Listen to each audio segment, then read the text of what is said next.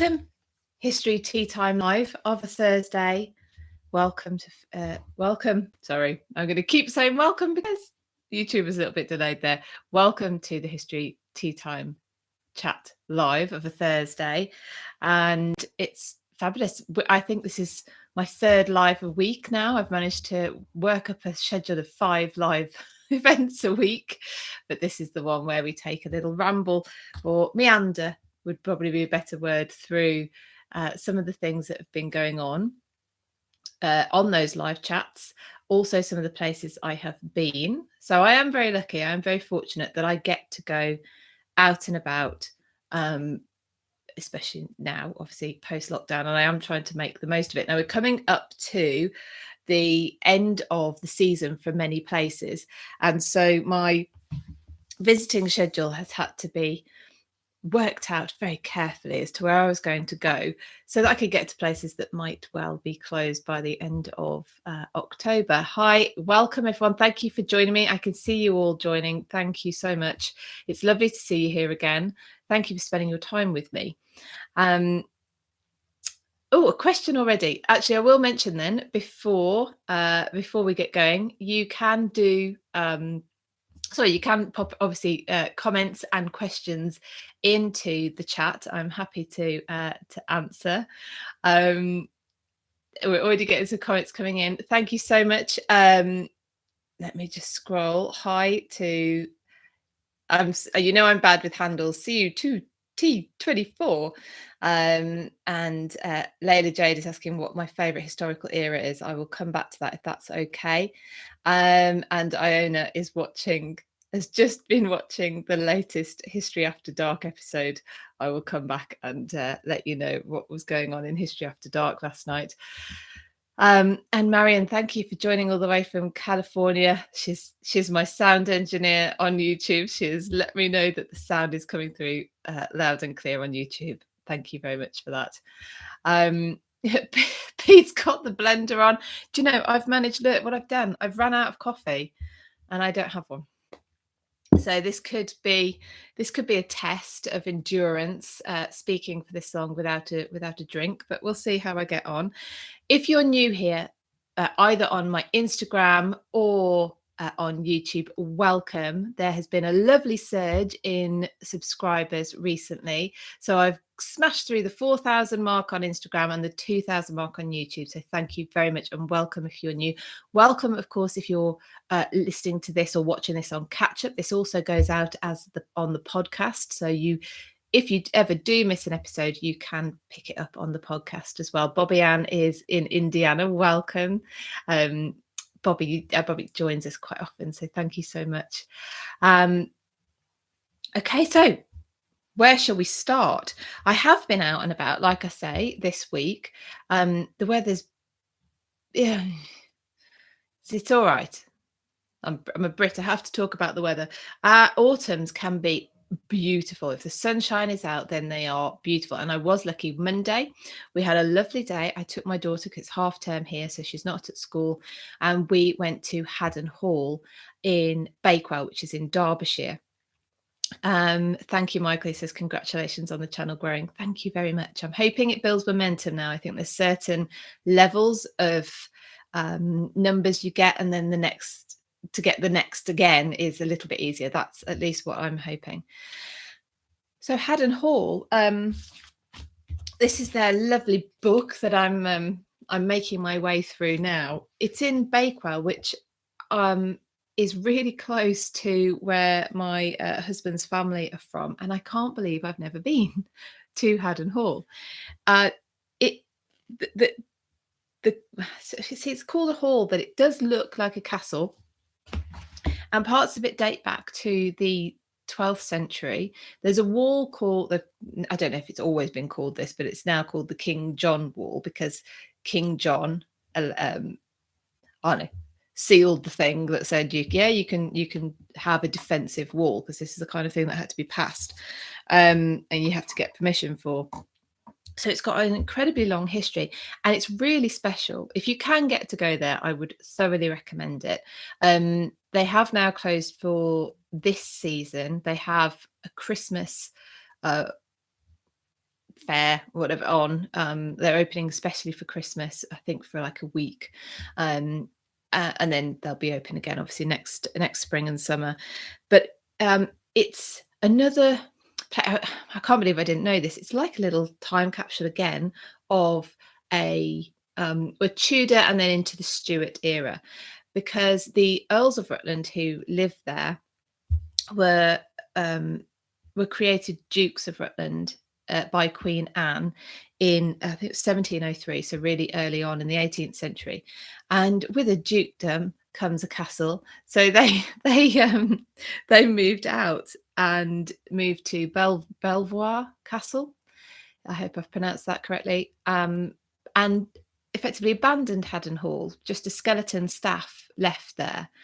And so that's when we get these places that are just, they stay. No work has been done on them to modernize, because the family aren't living there, they're living somewhere else. The mod cons that come with whatever advances supposedly there are, or fashions, aren't implemented at Haddon because the family weren't there. And so you have this place that is, like I say, effectively a time capsule.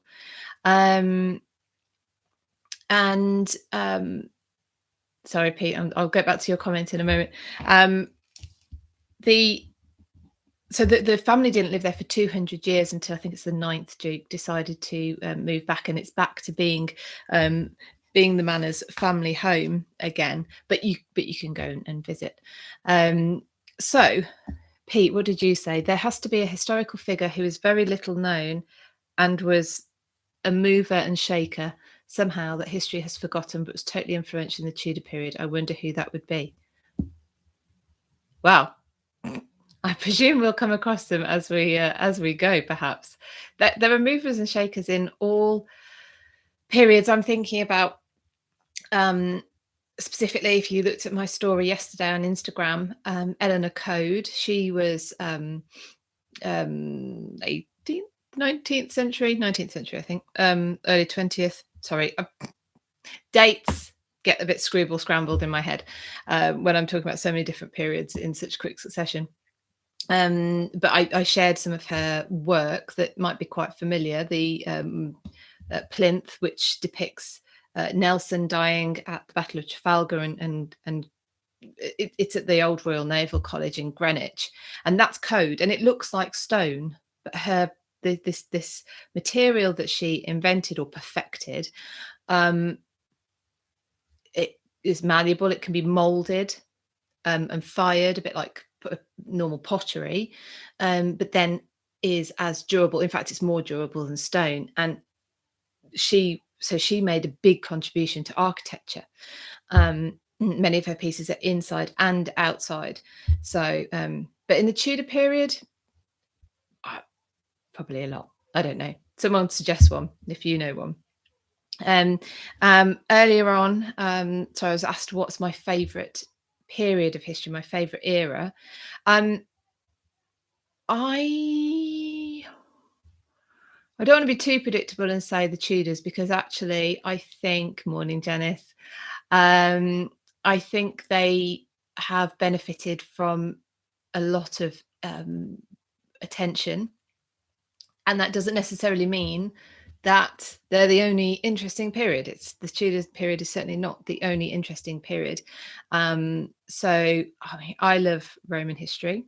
I would love to really get to delve into how Roman Britain, but also prior to that, and pre-Norman conquest.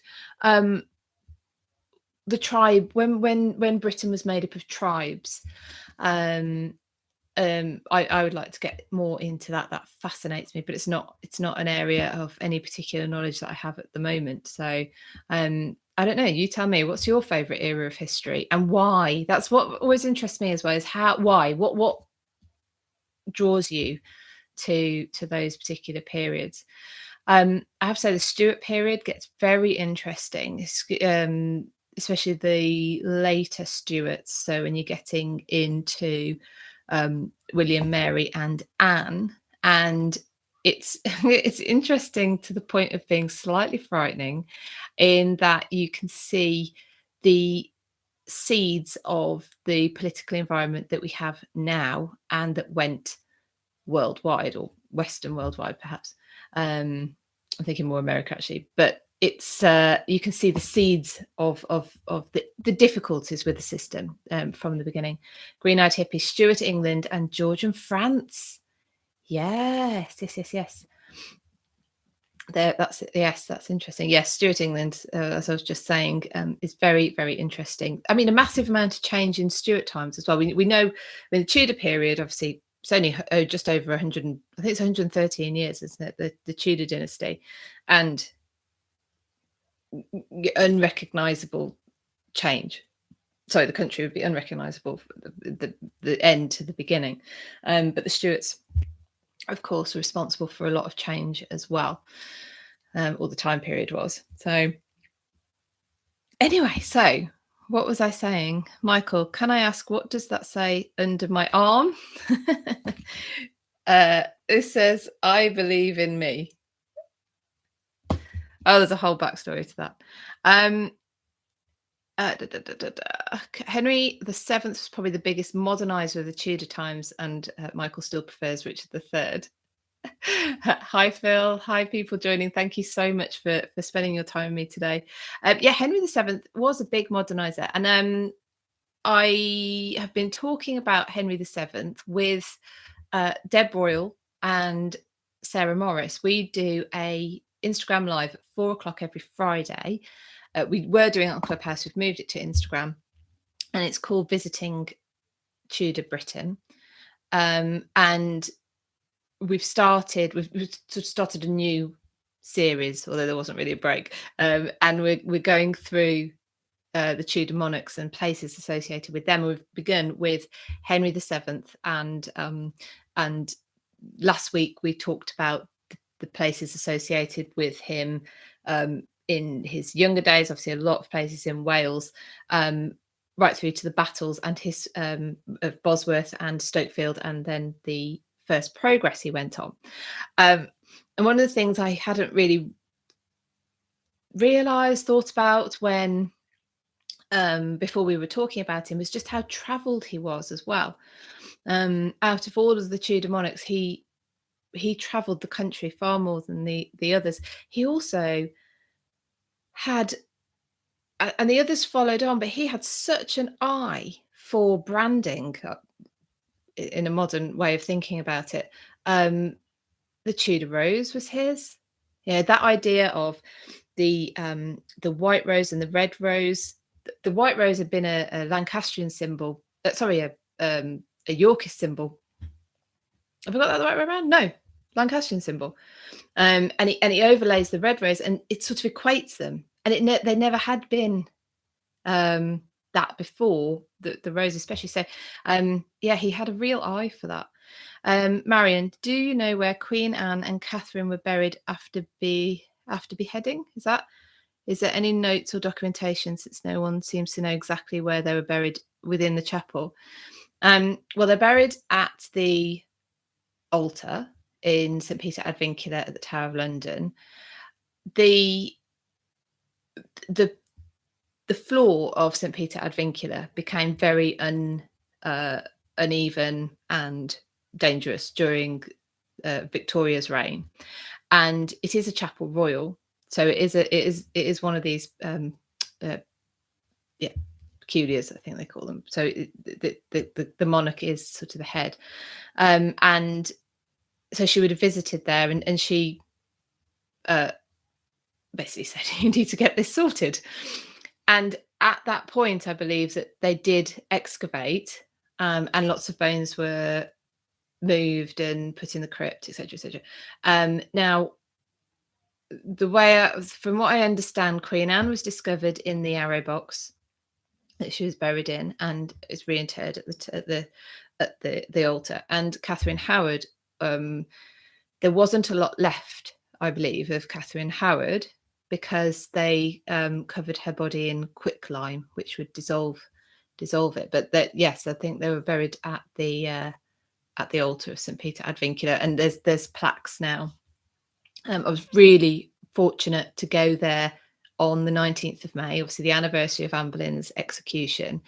It was the first day that the Tower of London was open this year after lockdown, and there were hardly anybody there because they'd restricted numbers. And in fact, the chapel wasn't supposed to be open, but one of the yeoman warders took us in. So actually I have some photographs from the chapel on that day with nobody else in there, which was rather special. Good afternoon. Amakran. I'm so bad with reading people's handles. I'm so sorry. But anyway, good afternoon from Algeria. So I was speaking about Henry VII.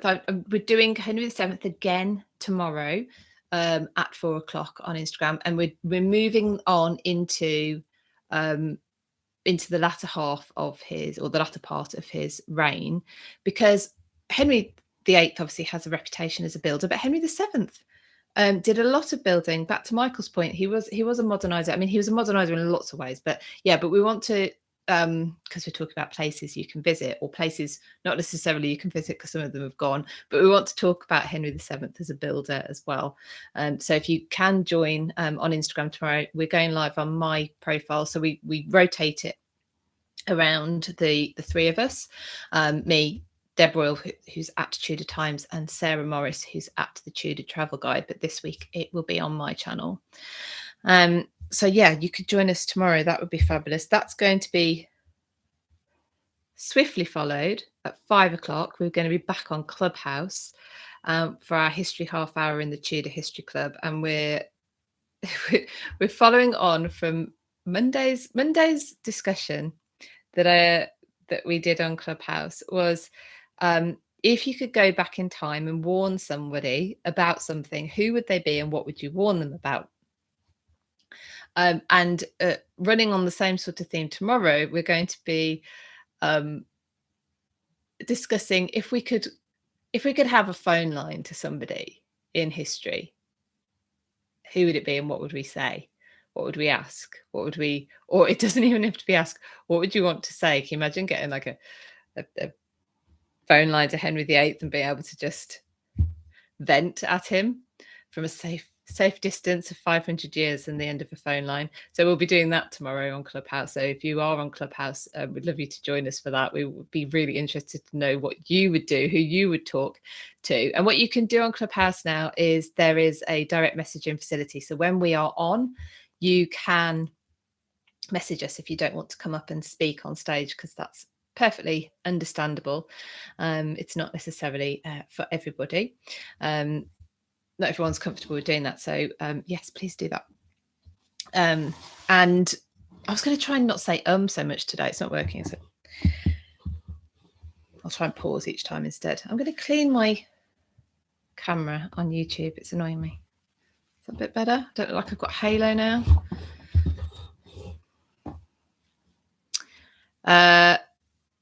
John, I don't know what that means. I know what that means, but I don't know what you're referring to. So tomorrow, Instagram at 4:00, Clubhouse at 5. Clubhouse is now free for everyone to join, as in free, as in it was always no charge, as in every platform, every phone I think can get the app and you can get on there. And I'm at Philippa B if you do join. So what else have we been talking about this week? So like I say, we had the Monday night room where we were talking about who you would go back in time to warn about something and what it would be. We had Charles I. Catherine wanted to warn him not to storm Parliament and get himself a bad rep with Parliament. And of course, we still have the it's a ceremony. I was going to say ceremonial, but ceremony now with Blackrod, and he knocks the door into the House of Commons, House of Lords, sorry, for the Queen to enter, and she doesn't ever enter the House of Commons, and that goes all the way back to Charles bursting in, ready to arrest some ministers who'd been tipped off and had gone anyway.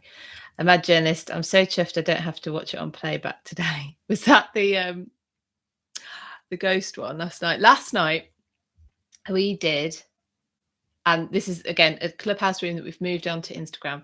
We've got History After Dark every Wednesday at 8:15 London time on Instagram.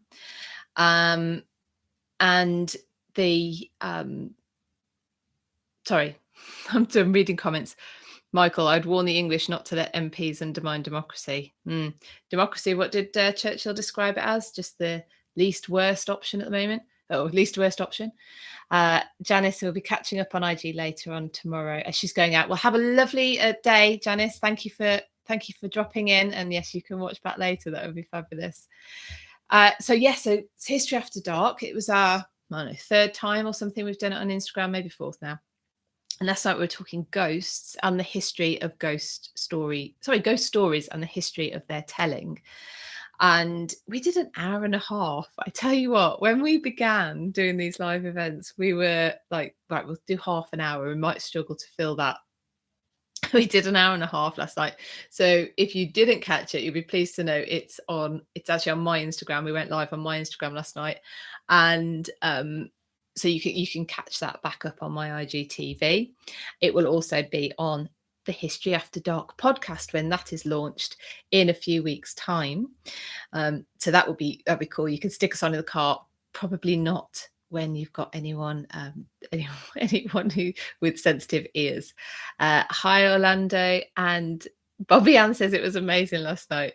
We did have fun, didn't we? So we were talking about the origins of ghost stories. Kat had a fascinating piece about ghosts in Reformation. So during the Tudor period in the Reformation.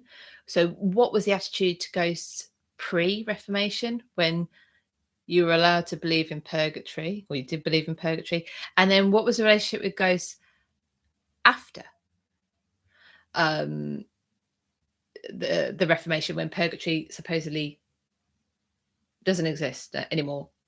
And so if you're talking to spirits, who are you talking to?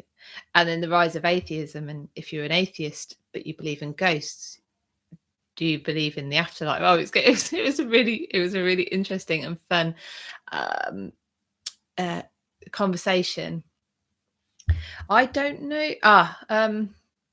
Mad Journalist, loved it last night, though I'm with Catherine. I like not into having ghosts or poltergeists or portals and whatnot in my home.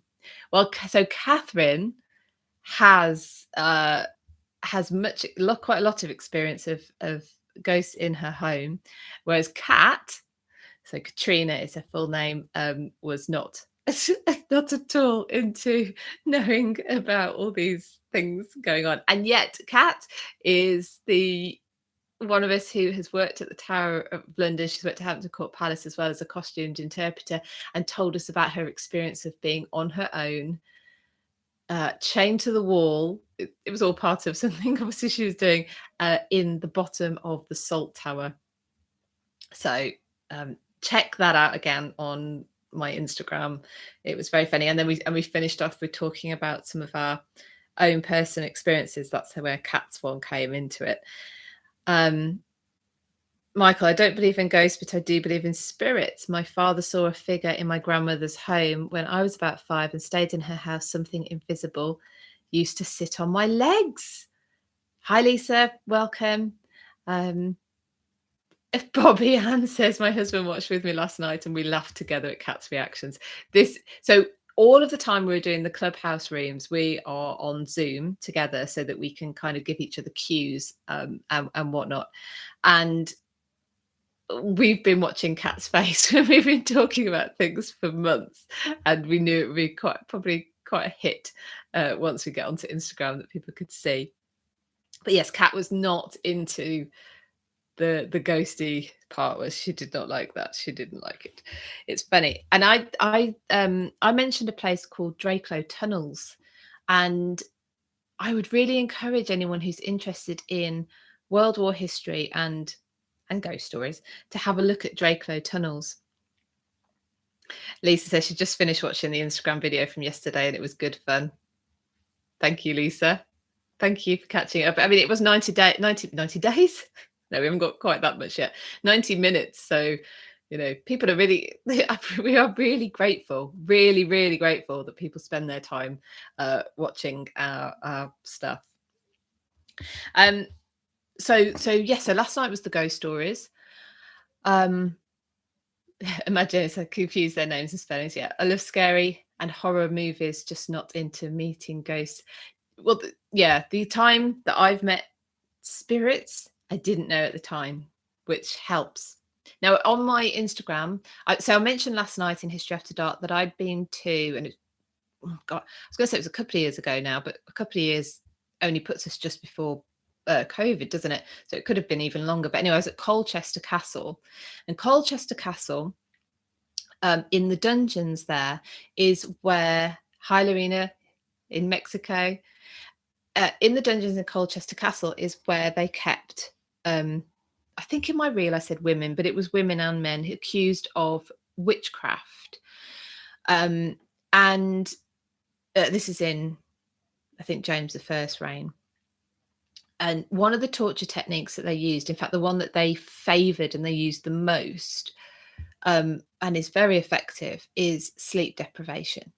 They would prevent the women from falling asleep, and they would do anything, confess, in order just to be left alone and allowed to sleep. So you can go down into the dungeons, into the prison, and they have sort of lighting and they have the noises, so that obviously creates an atmosphere, but there is a certain vibe down there. So you can watch my reels. It's split into two parts, but my two reels on Instagram, I shared them on my story today, of those prison cells, dungeon cells in the bottom of Colchester Castle. But it's funny because I sort of wind myself up even more after the fact than I was at the time. I was fine at the time. I have 2 new videos out, I think, since last time I did this. So since last week, we have Nelson, fatally wounded at the Battle of Trafalgar in 1815. I've also got a video back from, would it be February, January time, about Nelson's funeral, because when Nelson died so he died during the Battle of Trafalgar. He died on HMS Victory, which you can go and visit at Historic Dockyard in Portsmouth. It's a really interesting ship. It's really atmospheric. He was shot on the quarterdeck. Right, so here's my non-naval head, the one on the top. He was shot during quite early on in the battle, I think. The Victory was one of the right, here you go. The French and Spanish ships were in an arc. That was quite normal. That was quite standard. And the British fleet went in 2 lines into the arc. Not Noah's Ark, the arc shape. One of the front ones was HMS Victory with Nelson on board. Now, the story goes that he was told, don't wear all of your blinking shiny medals, because it's going to be obvious who you are. Anyway, whether that was how this happened or not, but they came up close, and they don't know if they got entangled, but they came up very close, maybe entangled, with the French ship, the Redoutable. And a sailor up on the rigging of the Redoutable shot down onto the quarterdeck and managed to hit Nelson. And you've got to imagine it's not a clear view. You've got ships going, left like this. Anyone listening on the podcast, I'm sorry, I'm doing hand gestures, but you've got the ships just sorry, Michael, yes, I'll come back to that. They're hitting each other. They're obviously on the waves. You've got cannon fire, you've got smoke. It's not the easiest of shots, but he manages to hit Nelson, and it goes through his shoulder and through him and lodges in the bottom of his spine. He's taken down to the orlop deck. Thank you, Michael. You anticipated my struggle there to remember. And he died, I think it was I have got the timings somewhere. I think he was shot at 1:15, and he died something like 3 hours later. It was a slow death. However, he lived long enough to find out that they had been victorious at the Battle of Trafalgar, and he said something along the lines of basically, "Thank God, I have done my duty," and they were his last words. I have paraphrased his last words there, I'm afraid. I've done a post about him though with the actual ones on, and he died. So he's on board the ship though. So the Trafalgar is off the coast of Spain. The ship is damaged. The ship has to be repaired and then brought back all the way to England. So he isn't buried until early on in the following year. His body having been preserved in a barrel of rum. Marion, what happened to his daughter with Lady Hamilton? Trying to think of her name. Emma Hamilton was his lover. And yeah, imagine it must have been agonizing. It must have been an agonizing and slow death. Awful. Michael, I think he said Kismet Hardy, sorry, not kiss me. I don't know what kismet means. I know that the thought is that the Victorians sort of romanticized the last part of a few minutes of his life. So Hardy was his sort of second in command. Someone, Michael, maybe you know his exact rank. I can't think. And he was one of his best friends. And Hardy is the one who told him that they had been victorious. And I think a lot was made of this idea that he'd said, "Kiss me," as if this was some sort of indication of a love relationship between them. Fate. Thank you, Michael. So kismet means fate. Quite possibly. Imagine being Nelson. Your whole purpose is for victory over the Spanish and French, and he gets that victory just as he dies. It must feel like some sort of like some sort of closure, some sort of finish. So like I said before, the videos that I've got out at the moment are only very short. They're short introduction snippets to a particular event. And next year, I keep saying this, we're already at the end of October, and I haven't filmed any of these yet, but there will be one a month, and they're going to be far more in depth, and they're going to be around women in history. Not, as I said last week, for any particular reason that I wanted to do women in history. It's just that when I put the list together of people that I wanted to cover, the majority of them were women. So I thought, well, let's go along with this theme. I'm hoping to get Eleanor Code in there. I really would like to cover her. I feel like she is somebody we should be a bit more familiar with. The other video I've got out is the Battle of Agincourt, which was the 25th of October 1415. So again, if you don't know anything about the battle, perhaps my 3-4 minute video will be a good introduction for you. This is Henry V, the warrior king, poster boy for Henry VIII. Actually, he was one of his heroes. So yeah,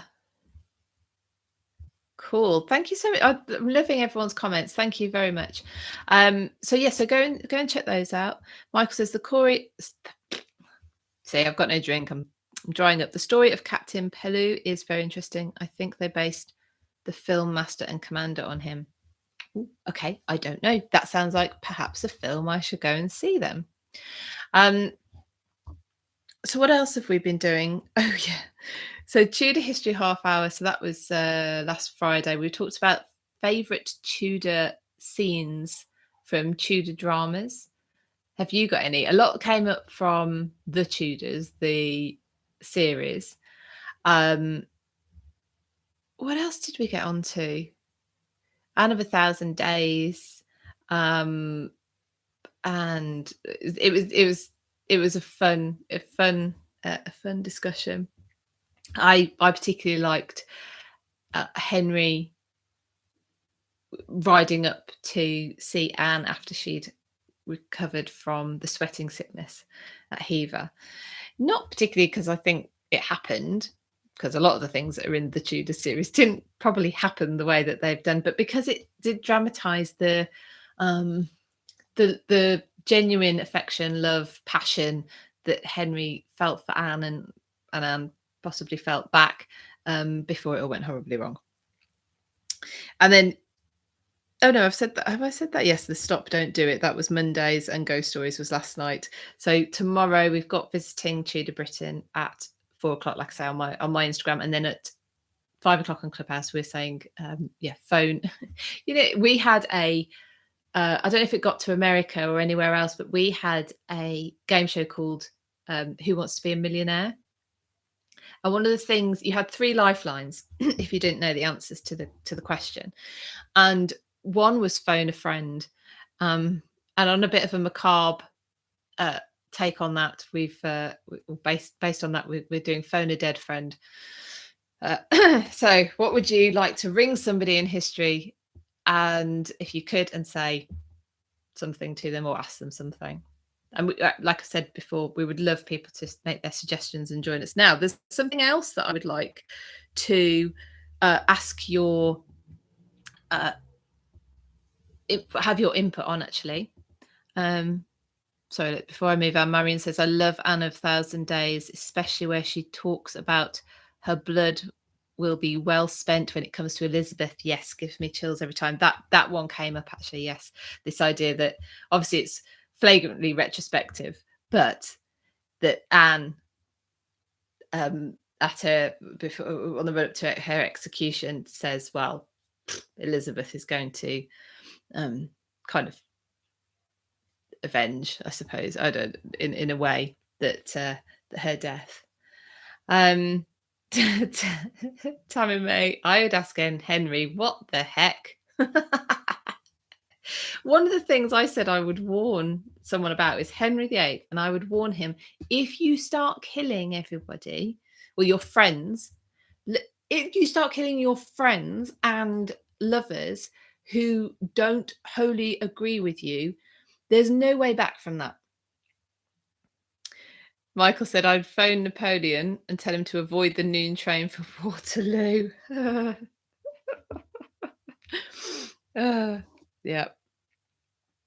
What would ABBA have sang about if we hadn't got Waterloo? So the things I would like your input in, I have 3 interviews lined up in the next couple of months, and I want to know if you have any particular questions for these people. I'm going to be talking to Leslie Smith from Tutbury Castle. Anyone who knows Leslie, she does these incredible monologues. She dresses up as women from history. She goes right from Boudicca up to Margaret Thatcher. And I'm going to be interviewing her about her characters, why she decided to portray their stories in this way, how she goes about researching them, and probably loads of other questions that I've not thought of yet. So if you have any that you would particularly like me to ask Leslie, I'd love to hear them. You can direct message me on Instagram, or you can email me at office@britishhistorytours.com. Also, that will get to me. I'm also interviewing Heather Darcy about Anna of Cleves. So she calls her Anna of Cleves. So I'm going to be interviewing her, chatting to her about that, and how come it's Anna, and lots of other bits. I think Anna of Cleves, however you want to say it, is sort of lost a little bit in the reductionist look that we have on Henry VIII's wives, as if they are just Henry, and then here's his wives, and then we get the interest in Anne Boleyn, of course, but Anne of Cleves sort of, she's always like, oh well done Anna. She played Henry at his own game, got rich, outlived them all, only one buried in Westminster Abbey. But I'm pretty sure there's a little bit more to her story than that. So we'll be talking to Heather Darcy about that. So I'd love, again, if you have any particular burning questions about Anne or Anna of Cleves, then let me know, DM me or email me. The final person out of these trio that I will be interviewing is Tracy Borman. Tracy is a speaker on every one of the tours that I have going next year. And she has a new book coming out any day now, actually. It's called Crown and Sceptre, and it's about the transition of the crown throughout time in England and later Britain, of course. So I'm going to be talking to her about that. So again, if you have any questions that you would like to pose to Tracy, let me know, please. Let me just see some of the comments we've got. Tammy May says, yep, she was the smartest of them all. It's interesting. Maybe that is something I would like to talk to Heather about, actually. Was she smart from the beginning, or did she get wise? How much of what happened to her was, I don't want to say luck, because that's not quite what I mean, sort of fortunate turn of circumstance, and how much, we're talking about a woman here who, on arrival in England, had no idea how the English court worked. This is how Henry was offended in the first place, because this flamboyant gestures of courtly love, he turns up in disguise. She's supposed to know who he is. So when he goes to kiss her and she bats him off, kind of what I would have thought he'd want her to do, but no, she's supposed to see through his disguise, because he is her true love, and she's supposed to be able to see this. So she doesn't know these sort of basics of the English court. So can we really credit her with understanding how it was going to go with Henry and the divorce? But that's what I'd like to maybe delve in with Heather about. Michael says, I'd love to know more about your friend's experience at Hampton Court, as I lived across the... Of course you did. You lived across in Moseley. Molesey? How do you say that? Oh, English place names. Goodness me. So Hampton Court is... She actually didn't say she had any experience at the Hampton Court, but there's obviously the story there of the ghost who opens the doors and was caught on CCTV. So Dr. Katz's experience was actually in the bottom of the Salt Tower at the Tower of London. Pete, I'd give Henry the reality check of science, that it is the male that determines the sex of the child, and add insult to injury by telling him of his unceremonious death and burial. Well, in fact, he had the works for his funeral. It just wasn't supposed to end with him being left in the vault at St. George's, Windsor. Certainly not without the tomb that he had designed being erected. But yes, I wonder what he would make of that. That was unmarked as well. I don't know when the Harlequin floor was laid, but it wasn't till William the Fourth, I think it was, who had that stone, the black marble stone put there. I also want to say thank you to, I mentioned not yesterday. Oh, the days merge into one. I mentioned last week that I'd done this personalised itinerary for Jodie and Jenny, and they got in touch with me because they jumped on it and they went out and went to these places that I'd suggested in the itinerary. So and had a fabulous time by their account. It sounds like they had some lovely mother-daughter time. I showed you this last week. So if you have a personalised itinerary from me, I do the history of the place, but pertaining to which period that you're particularly interested in, and things like don't miss, and then obviously facilities and the location of them so you can get there. I love doing those. They're quite a lot of work, but they're really interesting to do, and it's lovely to hear from people who've then gone out and done them. Now, if you are, I had some tech. I'm actually very good with tech, right? But I seem to always be complaining about it. Last week, I use iMovie to do all of my editing, and that's for the podcast and for all of my videos. And there was an update, and iMovie just would not open. So I'm a little bit behind. So I do want to say apologies to my patrons. Today is the quarterly event. So I have a big video or interview going out every quarter for patrons on the higher tiers on my Patreon. And today it's a virtual tour of Hever Castle. So I just want to apologise that I'm a little bit behind due to the problem with iMovie that then took 3 hours on the phone to Apple to get sorted. But the virtual tour of Hever will be coming out very soon for patrons, and I will do a short version that you can all have a little look at as well. I think that's all for today. So, like I said, I'm back live here, on Instagram. Sorry to those of you on YouTube, on Instagram at 4 o'clock tomorrow, due to visiting Tudor Britain with Deb Royal and Sarah Morris. So if you are around, I'd love you to join us for that. We're talking about places to do with Henry VII in his latter years. And then I'll be on Clubhouse at 5 o'clock talking about phoning a dead friend. What would you? It's not even a friend, so I probably can't actually call it that. Who would you phone if you could have a direct line to them? If you've enjoyed this video and you're not subscribed, or please subscribe to me wherever you're watching me. Give me a thumbs up and heart and all that lovely stuff, because it helps me reach other people. So yes, thank you everybody. Thank you for joining. Thanks Lisa. Thanks Michael. Oh, thank you. You're very, very kind, everybody. So I will see you all very soon. Have a great rest of your day. Take care. And I'll see you soon. Bye.